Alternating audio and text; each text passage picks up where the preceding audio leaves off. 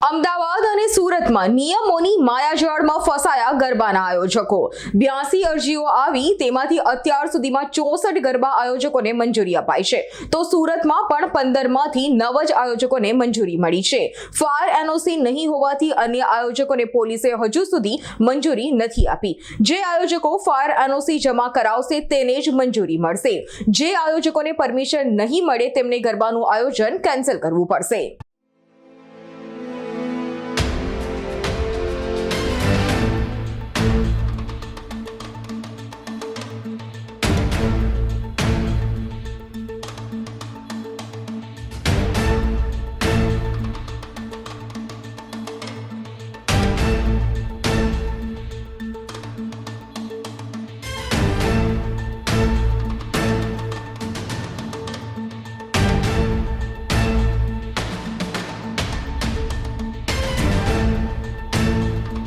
અમારી તમામ માહિતીથી અપડેટ રહેવા માટે જોડાયેલા રહો S9 ન્યૂઝ સાથે।